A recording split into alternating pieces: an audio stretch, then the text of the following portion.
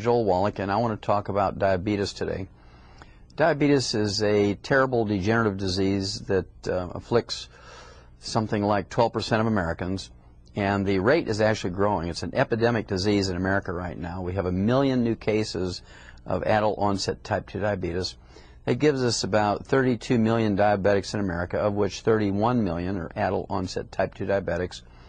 And it's not an insulin problem. Adult-onset type 2 diabetes is actually a simple mineral deficiency disease. We learned in 1957 that we could prevent and cure. We could actually prevent and cure adult-onset type 2 diabetes in laboratory animals, pet animals, and farm animals by supplementing properly with these minerals and their cofactors. This lay dormant in human beings for 20 years. Some 20 years later, 1977, it was actually proven again in human beings that these minerals, these trace minerals and their cofactors, could in fact support normal and healthy blood sugar levels, and people could wean off their insulin, go back to fairly normal lives. And that was kind of an exciting thing, but that was in 1977, and nothing has really happened new in the science of diabetes. And when you look at the reason why, according to the GAO, the General Accounting Office, which is the budget watchdog for the U.S. Congress, they say that the average diabetic, if they are treated by their physician in the standard medical way, they are worth to their physician over the 24 to 40 years they live after diagnosis, they're worth $750,000. If the doctor gives a nutritional counseling to the patient that has adult-onset type 2 diabetes, what happens is they get an extra $30 for an extended office visit tacked onto their $50 office visit, and so $30 compared with $750,000 is not exciting.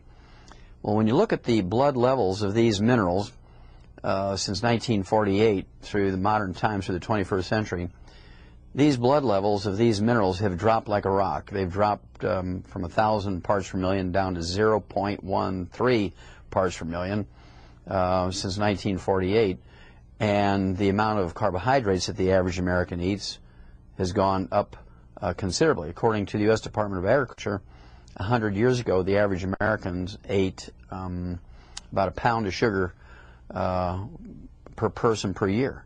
A pound of sugar per person per year. Today, 100 years later, according to the U.S. Department of Agriculture, the average American is eating 157 pounds of sugar per person per year. Now you're looking at a half a pound a day compared to a half a pound to a pound a year 100 years ago. So the carbohydrate stream we have now is enormous.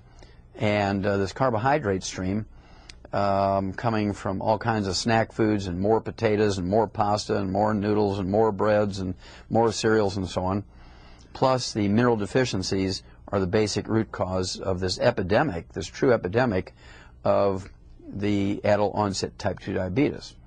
Another interesting fact about adult-onset type 2 diabetes is these people actually make more insulin, as much as 10 times more insulin as non-diabetics. Because they make lots of insulin, if the patient inquires of their doctor, say, hey, am I not making any insulin? If the doctor is honest, he'll say, well, yeah, you're making insulin, but you're insulin resistant. You're an insulin resistant diabetic.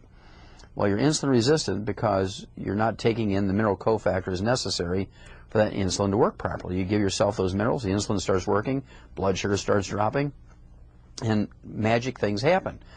Now, if there's anything good about being adult-onset type 2 diabetic, it's that the patient has been empowered by the medical doctor, their doctor, to test themselves on a daily basis. They've been empowered to adjust their own medication. They don't have to call in, they don't have to run in 4 times a day to test themselves or to get the doctor or the doctor's nurse to test them or to adjust their medication. The diabetic is taught how to do this themselves. So with a proper supplement program, you'll find that you can actually reduce the amount of insulin you're taking, and you'll be able to go back to a fairly normal life. And we've talked about this before, but I want to again bring up groups of people who are just really, really great control groups, if you want to use that term. If you look at the Amish in America, and they've been on the North American continent for 300 years, and they haven't changed much in the way they eat and the way they live and how their cultural activities go on. And the Amish, of course, have modern neighbors right on the other side of the fence in which they live. The Amish shun the use of automobiles and so forth, and trucks and tractors. They still use horses to power farm implements and carry their buggies around and so on. The Amish don't use electricity or propane or natural gas. The Amish still use wood as their primary fuel. And they have the byproduct of wood ashes. They still have the byproduct of wood ashes from heating and cooking. And they put these wood ashes into their gardens for their families, where they grow grains and vegetables and fruit and nuts. Now, they also mix these wood ashes with their food. It's called culinary ashes. And they also mix wood ashes with their salt, cut the salt with it, so they get these minerals from 3 sources: fertilizer in their garden, culinary ashes, and also ashes in which they use to cut their salt and other seasonings. Now, because of this, they're getting the minerals necessary for their insulin to work. And as a result, they only have about a 4% rate of diabetes and almost a 0 rate of obesity, compared with the general American population, which has a 12% rate of diabetes and right now a 31% rate of obesity, and is projected to be 40% of Americans will be obese by the year 2010. So it's very obvious. They're breathing the same air, drinking the same water, basically eating the same food, except that their food is fertilized with wood ashes, which are the minerals that are left over when you burn away the carbon in the wood. And I'm going to keep saying that over and over and over, because it is so basically important to our health, especially in something like diabetes. When you look at the typical diet that's given to a diabetic in America or any other industrialized nation by their physician, they're told, look, eat these low glycemic grains, whole grains, eat the low glycemic fruit, such as bananas and apples, and stay away from the plums and the grapes and so on. They're only getting about 10% of the story. 90% of the story are these minerals that must be taken in to replace the ones they're not getting in their food anymore. They're not getting them in their food anymore because we're not using wood as a fuel. There's no ash byproduct. And again, the ashes are the minerals that are left over when you burn away the carbon and fuel. When you look at the Pima Indians in the United States and Mexico, they're the same genetic pool, and there's kind of a fenceless border between the Pima Indians and in Mexico and the Pima Indians in Arizona. It's a man-made line on a map. And so there's no difference in them genetically. There's no difference in them culturally. The only difference is the Pima Indians in America live in double-wide trailers. They have pickup trucks. They heat with propane, natural gas, or electricity. They cook with natural gas, propane, or electricity. And the Pima Indians in Mexico still use wood as their primary fuel. And the Pima Indians in Arizona don't have access to the wood ashes. The Pima Indians in Mexico still do. And it's really amazing that this stuff happens. When you look at the history of people, when it comes to longevity and illness and what they look like, and you go back to pictographs of the Egyptians, and you look at 1890s and 1920s pictures of Native Americans, they were all slim. There was no obesity. And when you look at the records, of the military doctors and the early country doctors of people who would in fact take care of the Native American populations, they had little or no records of diabetes in these people, little or no records of obesity in these people. And that's because they were still mixing wood ashes into their corn to make their tortillas, or culinary ashes. They were still putting wood ashes into their gardens. And the wood ashes, again, are the minerals that are left over when you burn away the carbon in the wood. Now, why do we have so many young people today with adult onset type 2 diabetes? The name implies that adult onset type 2 diabetes actually occurred in people over the age of 50 or 60, and 50, 60 years ago, that's the way it was. Well, the picture has changed.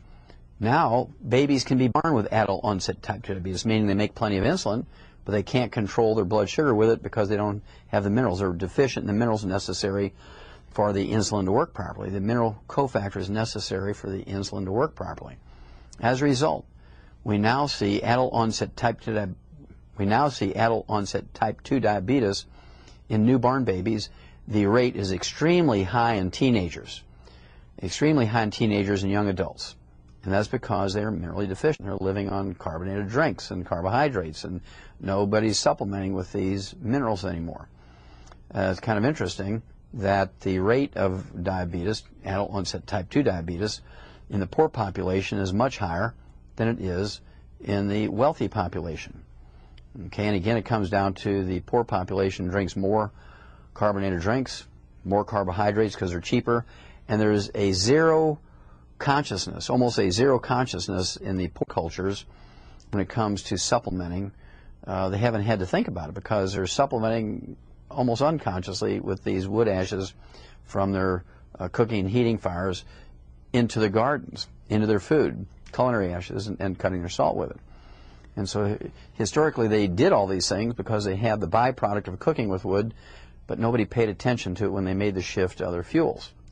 Now, many doctors will want people to believe that there's a terrible black gene that causes the high rate of diabetes and obesity in the African American population in America and other industrialized nations. Well, that's not true, because they've shown very clearly with a great study where they went to Africa, Nigeria, and also in Great Britain. They showed that obesity and high blood pressure and diabetes is not genetic. It has to do with something else. It has to do with what they eat, what they don't eat, what they supplement with, what they don't supplement with. And so you're going to find that we could actually eliminate obesity and diabetes in industrialized nations. I believe we could eliminate obesity and diabetes in the industrialized nations in 90 days if everybody were to supplement properly and cut way back on their carbohydrate intakes. Now, it's impossible to cut back on carbohydrate and you're not supplementing with minerals. It is impossible to cut back on carbohydrates when you're not supplementing with minerals, because you will always have that pica and cribbing. You'll always have this almost psychotic desire to eat and snack. And of course, that's how we get animals in the feedlots to gain weight, is we make them, we consciously make them minerally deficient, and then give them a big stream of carbohydrates, and they will, in fact, get diabetes and become obese. Prime beef. Now, up until recent times, diabetes was a rare disease in pet animals because they had these complete animal foods, canned food, kind of like a meatloaf with everything in it, and dry foods with everything in it. But as animal proteins became more expensive, the manufacturers of animal foods, pet foods, switched to carbohydrates. And so if you look at the ingredients of a bag of dry food and canned dog food, most of the time you'll find that the first ingredient is rice or corn or wheat or other grains, and that either red meat or fish or chicken are kind of 8th or 10th or 12th down in the line of ingredients. Whereas in the old days, the first ingredient was red meat, liver, chicken, fish, and it was much easier to control the obesity and the diabetes in these animals because they would actually supplement with the minerals that are necessary to prevent the diabetes and obesity. Well, they didn't keep up. As you switch to carbohydrates, you need to go up with those minerals, but they haven't upped the minerals, so the number of cases of diabetes and obesity in pet animals is going up at a significant rate because they've changed the basic formulation of animal foods. So as owners, we have to be alert to that and make sure we supplement the animals with these minerals to prevent them from getting diabetes. You know, it's an old adage that people and animals or pets kind of look alike. That's because we eat the same thing. Well, if you feed an animal the commercial diet solely without adding any snacks or table scraps to it and supplement properly, they will not get obesity or diabetes either. And so it's not that difficult. And I'm sure I don't know things that the doctors don't, because I get most of my material from medical journals. So I have to assume if they're reading the medical journals, they're getting the same materials I am. So the reason why they don't discuss nutrition and supplement programs for diabetes is not because it's not useful. It's not because it doesn't work. It's because the amount of profit they make from a 15-minute nutritional consultation is $30 compared with $750,000 by treating the diabetic in the standard way. They make their money from amputating toes and feet and legs. They make their money for dealing with the cardiovascular problems and the peripheral neuropathies and the blindness and all the other stuff that goes along classically with diabetes. These things are totally avoidable by supplementing properly. They're avoidable by supplementing properly. Enormous amount of research on this in every industrialized nation. Enormous amount has been published going back to 1957. 1957 is when this really was first recognized that adult onset type 2 diabetes is a mineral deficiency disease. Now, just as a little aside here, type 1 diabetes, or juvenile onset diabetes, is a different story. They do not make any insulin whatsoever. They don't make any insulin, zero insulin, so they could never wean off of insulin. However, by supplementing properly with the right minerals and their cofactors, and getting back on the carbohydrates and getting them to eat more protein and more vegetables, you can significantly reduce the amount of insulin necessary to manage their blood sugar and keep it down to where damage is not being caused to the eyes and the bones and the heart and the cardiovascular system and the nerves and the bones and muscles and so forth. And so the need for amputations, the need for dealing with these complications of type 1 diabetes can be significantly reduced. I know people who are type 1 diabetics who are in their 60s and 70s, have no complications, or very, very few complications. The average lifespan of a type 1 diabetic, if they follow the standard medical system, is registered at 33. Well, I think the type 1 diabetics that I deal with from a supplement standpoint, the average lifespan is much greater. And I have to sit down and calculate that, but I'd venture to say that it's going to be in the 50s and 60s.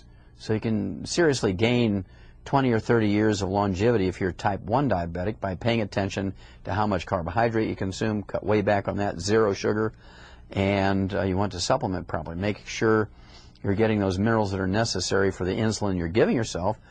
Make sure that it's going to work properly, because just injecting yourself with lots of insulin without supplementing with those minerals, you're not going to get efficient use of that insulin, and this is where the complications occur. This is so simple, it's scary. And so if you supplement properly, you avoid the intake of carbohydrates.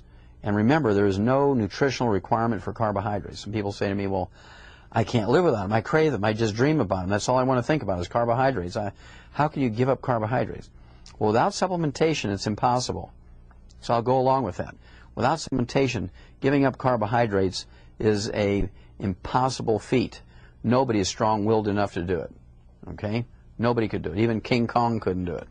However, when you supplement with the minerals, the cravings, the munchies, the binge-eating behaviors, the pike of the cribbing go away. And when they go away, it's very, very simple. And again, as a diabetic, you do not want to eat carbohydrates. You can eat after 7 p.m., but you do not want to eat any carbohydrates after 7 p.m. Zero. If you need a snack, you can eat a handful of mixed salted nuts. You could have one of these zero sugar protein shakes. You can throw an egg in there if you want to. You can have plenty of animal protein after 7 o'clock if you're a diabetic. And you're going to lose that fat. A lot of people actually will gain an enormous amount of weight when they're diabetic. But it's not due to genetics, and it's something that you can actually fix. Doctors get a lot of incorrect advice when they say, well, cut out the fats and eat more carbos when you're diabetic. Eat the low glycemic carbohydrates. Well, that's not correct. You want to eat lots more protein. You want to eat meals that are maybe 3 hours apart, maybe 4 or 5 meals a day instead of 3. But after 7 p.m., be sure no sugar, no juices, no fruit, no carbohydrates. You can eat a handful of mixed salted nuts. You can have a protein drink, either a whey protein drink, throw an egg in there, or you can have a hard-boiled egg with some salt and pepper on it. Eat a no-sugar sports drink. A lot of stuff you can do as a diabetic, but you got to stay away from that sugar, stay away from the carbohydrates, supplement properly, and you will be amazed at how good you're going to feel. Your energy is going to be up all day. You're not going to have the diabetic rantings and ravings, and a lot of people, they have such difficulty in managing their blood sugar that they do. They get anxiety attacks, panic attacks. They go into rages, and people, oh, that's just his diabetes acting up. You can eliminate all that. You can eliminate the need for amputations of toes, feet, and legs by supplementing properly and avoiding the sugar and avoiding the carbohydrates, eating more high-protein meals. It's not genetic. There's never been a genetic form of adult-onset type 2 diabetes. There's never, ever been a genetic form of juvenile-onset type 1 diabetes, although doctors will tell you that because that excuses them from having to fix you. If it's your bad genes, that excludes them from having to fix you. Well, diabetes is much more easily managed than doctors would have you believe. It's much more easily managed than doctors would have you believe. And we as individuals have to take control of managing diseases like diabetes, because if we're waiting for doctors to do it, it's not going to happen.